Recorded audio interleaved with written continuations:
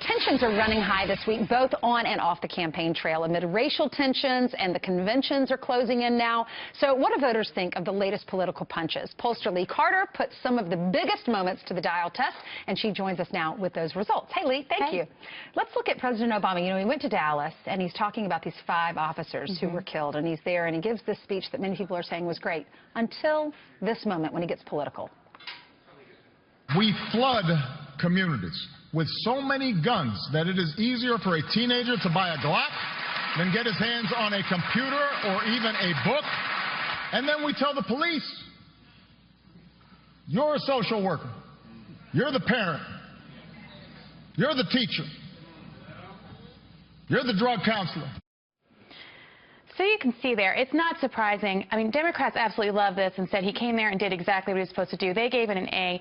Independents a C. They didn't react quite as negatively as the Republicans did. But the question that people said is this the appropriate time to be bringing this up? This should be all about some other things, and it's not time to be political. So there was some disagreement there between the parties on how this should have been handled. Okay, Donald Trump goes to Indiana, and he talks about Hillary Clinton, and he talks about her greatest achievement. Take a listen. Hillary Clinton is incompetent. I think when they look back on Hillary Clinton, they will say the greatest achievement of Hillary Clinton was getting out of this problem with emails. Nobody could have gotten. Houdini couldn't have gotten out. She was so guilty. I have a list. Look, page after page of the lies. And so you can see here, Republicans and independents gave this a B+, only not an A because there were moments where he was higher than this.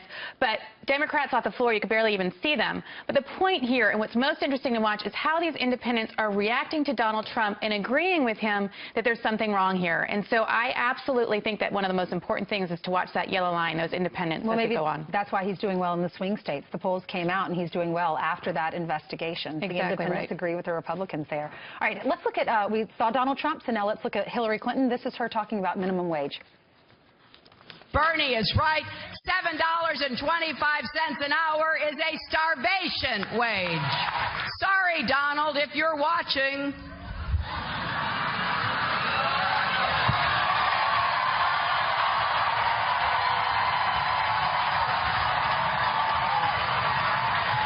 We're not cutting the minimum wage. We're raising the minimum wage.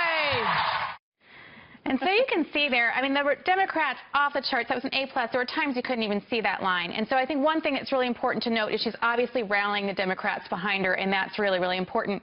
You could also see that independents and Republicans were not necessarily behind her, even though she was talking about something that was important to independents, that people get better wages. They gave her C- and Republicans a D. This wasn't the best moment for Hillary with those independents. And again, I think that's what we really need to be watching. All right, let's talk about Vice President list, because we've seen the short list, and one of the names on that short list is Lieutenant General Michael Flynn. Let's listen to him from this week. I think I bring a lot of discipline. I think I bring a focus. I think I bring a knowledge of the world, what's going on around the world, certainly on the foreign policy side.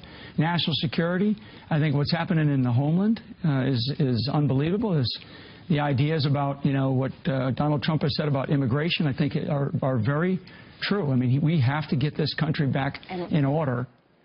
That was interesting. It's really, really interesting. You can see in the beginning part of that message, that's the first time that we've seen Republicans, independents, and Democrats all agree. He really did bring people together until he talked about immigration, and you can see that the Democrats really took a nosedive there when it came to immigration.